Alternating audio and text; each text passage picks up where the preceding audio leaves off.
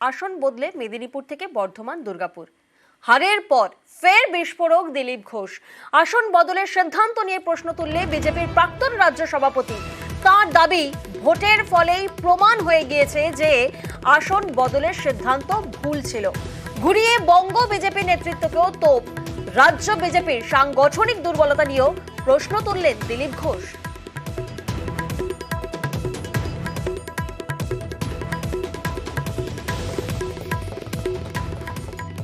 যেভাবে সংগঠন একবারে পশ্চিমবঙ্গে শুয়ে পড়েছিল, কর্মীরা বেরোননি, কর্মীদের বার করতে গিয়ে আমি তো মেদিনীপুরে 1 বছর 1.25 বছর ধরে লেগে বুথ অব্দি সংগঠন তৈরি করেছিলাম, সব গ্রামে গেছিলাম। আমার ফান্ড থেকে যা কাজ করা সে তো আমি করেছি, রাস্তাঘাট ইত্যাদি। তো মানুষ খুশি ছিল, সমস্ত পার্টির লোকেরাই আমার পক্ষে ছিল। যে কোনো কারণে হোক, পার্টির সিদ্ধান্ত নিয়েছে সেটা ঠিক ছিল না, প্রমাণ হয়ে গেছে। তো আমি বাকি জায়গায়ও করব, কিন্তু সংগঠন যেভাবে ঢিলে হয়ে গেছে সব জায়গায়, বুথে আমরা প্রথমে লোক খুঁজে পাইনি, খুঁজে খুঁজে দাঁড় করাতে এজেন্ট খুঁজতেও হয়েছে। তো দুর্বলতা ছিল সংগঠনের, সেই জন্য সব জায়গায় সার্বিকভাবে আমাদের ভোট কমেছে এবং হার হয়েছে। আমরা দেখেছি হারের ময়না তদন্ত চেয়ে চড়া সুর নেন পদ্ম নেতা। এবার বঙ্গ বিজেপি নেতৃত্বের বদলের জল্পনাও উস্কে দিলেন দিলীপ ঘোষ। সব জায়গায় যাব, মেদিনীপুর থেকে ওরা ফোন করছিল, কারণ সে আরও হেরে গেছে, মনটা খারাপ। তার ধারণা ছিল দিলীপ দা থাকলে আমরা জিতে যেতাম। তো আমি সেখানে যাব, সবার সঙ্গে দেখা করব। বর্ধমানে আমি লড়াই করেছি, আমার কর্মীরা সঙ্গে ছিলেন, সেখানেও সমস্যা হয়েছে। বর্ধমানেও যাব আমি, শুধু তালিক বর্ধমান আমার মেদিনীপুর নয়। আমি রাজ্য সভাপতি হিসাবে পুরো প্রদেশে ঘুরতাম, সব জায়গায় সমস্যার সমাধানে ছিলাম, লড়াইয়ের জবাব দিতাম। সে আমার ভূমিকা থাকবে, পার্টি আমাকে দায়িত্ব দিক বা না দিক, আমি যতদিন রাজনীতিতে থাকবো কর্মীদের সঙ্গেই থাকবো। রাজনীতিতে যা হয় সবাই কাঠি নিয়ে ঘুরতে থাকে। দিলীপ ঘোষ বিজেপির প্রাক্তন রাজ্য সভাপতি। 19-এ মেদিনীপুর আসন থেকে জেতেন দিলীপ ঘোষ। এবার বর্ধমান দুর্গাপুর আসনে তিনি হারলেন। আন্দামান আগেই ঘুরে এসছে দিলীপ ঘোষ, যেন কালাপানিটা আমি জানি, আর কেউ জানে না। আর রাজনীতিতে এটা অসম্ভব কিছু না। রাজনীতিতে চক্রান্ত, কাঠিবাজি, এটা রাজনীতির অঙ্গ। আমি সেভাবেই নিয়েছি। আমি পুরো পরিশ্রম করেছি, কিন্তু সফলতা আসেনি। রাজনীতিতে যা হয় সবাই কাঠি নিয়ে ঘুরতে থাকে। অন্তর্ঘাত, সাবোতেজ, চক্রান্ত লোকসভার ভোটে অন্তত এই ধরনের কোনো বিষয় থাকে না। দেখুন, আগের লোকসভায় আমরা এজেন্ট বসাতে পেরেছিলাম অনেক কম, এইবারে আমরা এজেন্ট বসিয়েছি অনেক বেশি। 86% বুথে আমরা এজেন্ট বসিয়েছি। এত এজেন্ট বসেছে, এরা তো মঙ্গল গ্রহ থেকে লোক আসেনি, আর অন্য দল থেকেও আসেনি, এরা বিজেপির এজেন্টেই বসেছে। দিলীপ দা আমাদের সিনিয়র লিডার, ওনার বক্তব্যের পরিপ্রেক্ষিতে আমার কিছু বলার নেই। শুধু আমি এটুকুই বলবো যে উনি জিতলে আমাদের, অন্তত আমার ব্যক্তিগতভাবে অত্যন্ত আনন্দিত হতাম। অবশ্যই আলোচনা তো করতেই হবে, দলের মধ্যে আলোচনা করার তো অবকাশ আছে। পার্টি বললে পরেই দলের মধ্যে আলোচনা হবে। 2019 তখন বিজেপি রাজ্য সভাপতি দিলীপ ঘোষ। তাঁর আমলেই বঙ্গে বিজেপি 1 লাফে 2 থেকে 18 হয়। দিলীপ ঘোষ নিজেও 2019 সালে জেতেন, মেদিনীপুর থেকে লোকসভায় যান। 24-এ দিলীপ ঘোষ চেয়েছিলেন মেদিনীপুর আসনটি যেন তাকে দেওয়া হয়, কিন্তু দল তা মানেনি। আমাকে বলা হয়েছিল আপনার কেন্দ্র পরিবর্তন হতে পারে। আমি বলেছিলাম যে আমি যেখানে কাজ করেছি, লড়েছি, 8 বছর ধরে আছি কর্মীদের সঙ্গে, সেখানে লড়াই করতে চাই। মেদিনীপুর থেকে সরিয়ে দিলীপকে পাঠানো হয় বর্ধমান দুর্গাপুরে।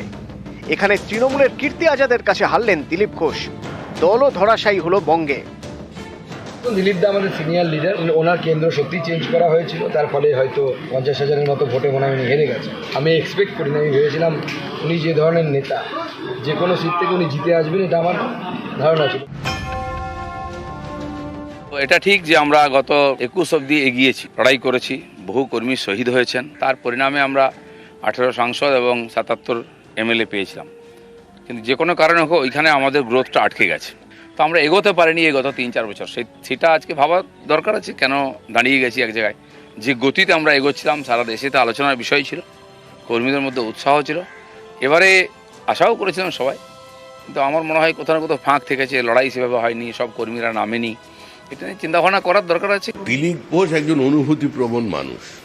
তিনি সহজ সরলভাবে যখন তার যেটা মনে হয় তিনি সেটা বলে দেন। দিলীপ ঘোষের এই বক্তব্যকে নিঃসন্দেহে পার্টি গুরুত্বের সঙ্গে বিবেচনা করবে। শুধু আত্মসমালোচনাও পার্টির প্রত্যেকে করবে, ইন্ট্রোস্পেকশনের যেমন প্রয়োজন আছে, তেমন যেখানে যেখানে ওনার অভিযোগের যে বিন্দুগুলো সেটাও পার্টি খতিয়ে দেখবে। নিউজ 18 বাংলা। একে ভোটে হার আর তার উপর হামলা। কোচবিহারে আতঙ্কে বিজেপি কর্মী সমর্থকরা। তাদের প্রশ্ন, হারের পর বিজেপি প্রার্থী নিশীথ প্রামাণিক কোথায়, কেন তিনি পাশে নেই? ব্যারাকপুরে অবশ্য অন্য ছবি, বিজেপির আক্রান্ত কর্মীদের পাশে অর্জুন সিং। কোচবিহার, এই লোকসভা আসনটি এবার বিজেপির নিশীথ প্রামাণিকের থেকে ছিনিয়ে নিয়েছে তৃণমূল। জিতেছেন জগদীশ চন্দ্র বসুনিয়া। ফল বেরোনোর পর থেকে এই আসনের জায়গায় জায়গায় অশান্তি। কোথাও বিজেপি কর্মী সমর্থকদের ওপর হামলা, কোথাও বিজেপি পরিচালিত পঞ্চায়েত অফিসের তালা। অভিযোগের আঙুল তৃণমূলের দিকে, তারা মানতে নারাজ। দিনহাটা, মাথাভাঙা সহ বিভিন্ন জায়গায় আতঙ্কে বিজেপি কর্মী সমর্থকরা। স্থানীয়দের দাবি, অনেকেই ভয়ে ঘর ছাড়া। কিন্তু এই বিজেপি কর্মীরা যার ভরসায় ভোটের ময়দানে নেমেছিলেন, সেই নিশীথ প্রামাণিকের দেখা পাচ্ছেন না। ফলে তাদের একটাই প্রশ্ন, নিশীথ কোথায়? এই মুহূর্তে প্রত্যেকটা কর্মী আমরা খুব আতঙ্কিতের মধ্যে আছি। এলাকার প্রত্যেকটা মানুষের সঙ্গে যোগাযোগ হচ্ছে। আমরা আমাদের যে সাংসদ, বিদায়ী সাংসদ, যার জন্য আমরা লড়াই করেছি, এই মুহূর্তে আমরা অবশ্যই আমরা বলবো যে সাংসদ যাতে প্রত্যেকটা কর্মীর পাশে থাকে এবং আমাদের বিপদে যাতে উনি অবশ্যই আসেন। বিজেপি কর্মী সমর্থকরা ভয়ে সিটিয়ে নেতাদের পাশে পাওয়ার অপেক্ষায়। বিজেপি রাজ্য সভাপতি বললেন প্রতিবাদ করতে। আমার কর্মীদেরকে বলবো, সকলে একত্রিত থাকুন, প্রতিবাদ করুন, প্রতিরোধ করুন। পার্টি আপনাদের পাশে আছে, সুকান্ত মজুমদার পাশে আছে। আমি যাচ্ছি এবং খুব তাড়াতাড়ি যেখানে যেখানে আমাদের কর্মীদের উপর আক্রমণ হয়েছে সেইখানে আমি পৌঁছবো। আমি দেখতে চাই যে তৃণমূলের গুন্ডাদের, হারমাদদের কতটা সাহস আছে এবং এদের কতটা দম আছে। এই পশ্চিমবাংলার এই কালচারটাও তো তৃণমূল কংগ্রেসের এতগুলো সিট পাওয়ার পর এই কালচারটা ছেড়ে দেওয়া উচিত। মারপিট ঝামেলা করে এসব করে বন্ধ, যেখানে যত বেশি মারপিট হয় সেখানে তত বেশি যেতে। আমার উপরে যত বেশি অত্যাচার হয়েছে আমি জিতলাম তো। জেলায় জেলায় চাপে কর্মী সমর্থকরা, নানা জায়গায় হামলা। এরই মাঝে বিজেপি নেতাদের নানা মন্তব্য।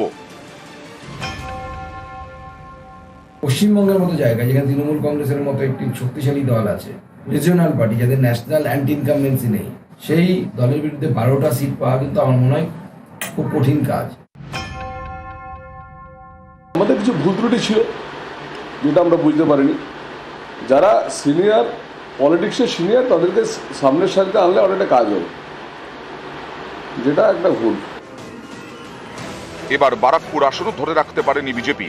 অর্জুন সিং এর থেকে আসনটি ছিনিয়ে নিয়েছেন তৃণমূলের পার্থ ভৌমিক। রেজাল্ট আউটের পর অশান্তি হয়েছে এই বারাকপুরেও। ভাটপাড়া পুরসভার 17 নম্বর ওয়ার্ড। ভোটের ফল প্রকাশের পর এখানকার মমিনপাড়ায় হামলা হয়। মঙ্গলবার গভীর রাতে বিজেপি সমর্থকের বাড়িতে বোমা ছোড়া হয় বলে অভিযোগ। বারাকপুর পুরসভার 24 নম্বর ওয়ার্ডেও হামলা। মঙ্গলবার ফল প্রকাশের পর এখানে মিছিল করে তৃণমূল। তখনই বিজেপি কর্মী বাবু নাগের বাড়িতে হামলা।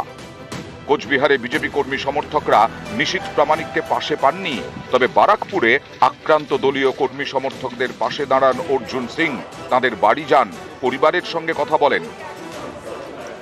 বিজেপিকে ভোট দিয়েছে তাই জন্য বোম ফেলেছে, বিজেপিকে অর্জুন সিংকে সমর্থন করে তাই জন্য তার উপরে হামলা। 2021-এ যে পোস্ট পোল ভায়োলেন্স ছিল তার পুনরাবৃত্তি আবার শুরু করেছে। 4 জুন ভোটের ফল প্রকাশের পর আমরা দেখেছিলাম গতকালই 2 হাই ভোল্টেজ বৈঠক ছিল, একদিকে এনডিএর এবং অন্যদিকে আইএনডিআই এর। এনডিএর বৈঠকের সিদ্ধান্ত নেওয়া হয় সব দলের পক্ষ থেকে।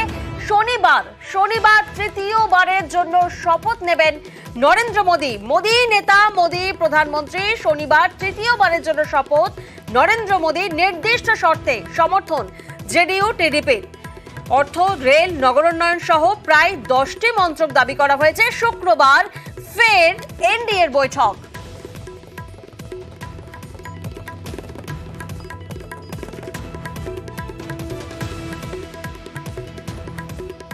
চন্দ্রবাবু নাইডু তিনি বৈঠকের পর বলছেন পূর্ণ সমর্থন। শুনুন আপনি।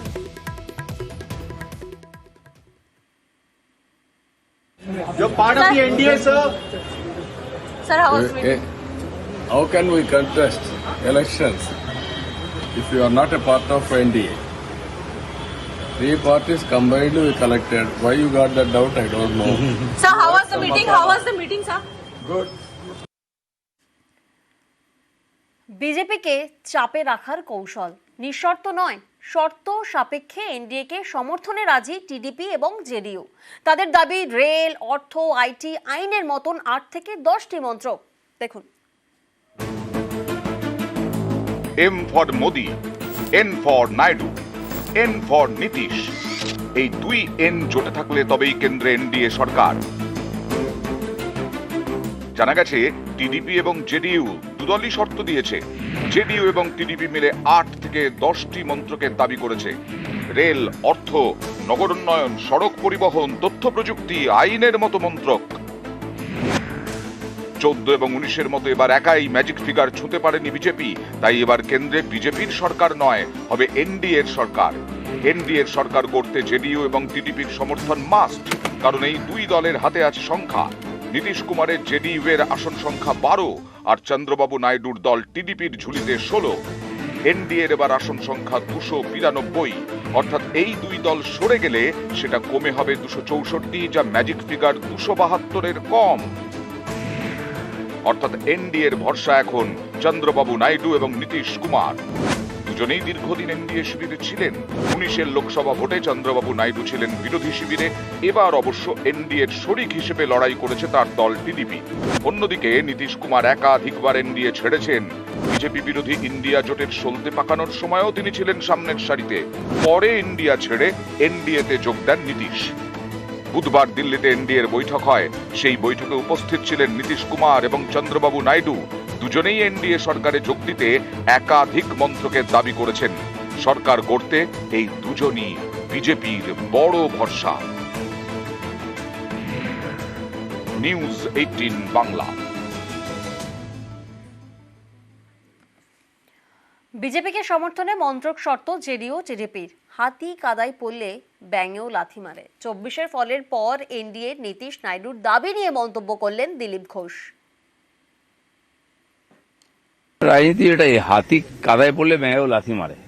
তো হাতি তো কাদায় পড়েছে, তো সেটা সবাই বার্গেনিং করছে। কিন্তু এটাও মনে রাখতে হবে নরেন্দ্র মোদী, অমিত শাহ আছেন, আর এরা আমাদের পুরনো পার্টনার, এদেরকে আমরা চিনি। তারা একটু বেশি দাম রাখছেন, যতটা বেশি পাওয়া যায়। কিন্তু সরকার চালিয়ে লোককে সুশাসন দিতে হবে, কারণ লোক ম্যান্ডেট দিয়েছে বিজেপির পক্ষে এবং এনডিএর পক্ষে। সেটা যেন ভুলে না যান। আঞ্চলিক দল সবসময় নিজের কথাই ভাবে। তারা ইতিহাসই বলছে, অনেক আমাদের পার্টনার ছিল, অনেক পুরনো। আমরা কাউকে ছাড়িনি, অনেকে নিজের স্বার্থে ছেড়ে গেছে, আবার নিজের স্বার্থে চলে এসেছে। গতকালই এনডিএ এর পাশাপাশি ছিল আইএনডিআই এর বৈঠক। আইএনডিআই এর বৈঠকের সিদ্ধান্ত হয়েছে বিরোধী আসনেই থাকবে আইএনডিআই। সঠিক সময়ে সঠিক পদক্ষেপের বার্তা।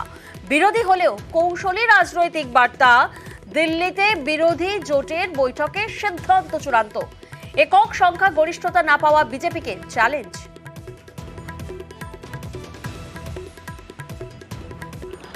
देखिए ठीक है, नंबर है एनडीए के पास, लेकिन हम लोग तो ये चाहेंगे कि जो सरकार बने वो बिहार को लेकर के ज़्यादा विशेष ध्यान दे, बिहार को विशेष राज्य का दर्जा दे, कि इस 75% के आरक्षण को शेड्यूल 9 में डाला जाए। और हम चाहेंगे कि देश भर में जाति आधारित गणना जो है वो कराई जाए। एक अच्छा मौका है उनको, किंग मेकर के रूप में अगर हैं तो कम से कम इतना तो होना चाहिए कि बिहार को विशेष राज्य का दर्जा दिलवाएं। The India bloc will continue to fight against the fascist rule of the BJP led by Modi. We will take appropriate steps at the appropriate time to realize the people's desire not to be ruled by the BJP's government, and this is our decision, and we all together agreed on these points. গতকালই ছিল বিরোধীদের বৈঠক, INDI এর বৈঠক, এবং সেই বৈঠকে অভিষেক বন্দ্যোপাধ্যায়, অখিলেশ যাদবের প্রশংসা। দিল্লিতে বিরোধী বৈঠকে যোগ অভিষেক অখিলেশের। নিজেদের রাজ্যে বিজেপিকে রুখে দিয়ে আইএনডিআই এর সংখ্যা বৃদ্ধি। অভিষেক অখিলেশের প্রশংসায় সোনিয়া, রাহুল, খার্গে সহ অন্যান্যরা।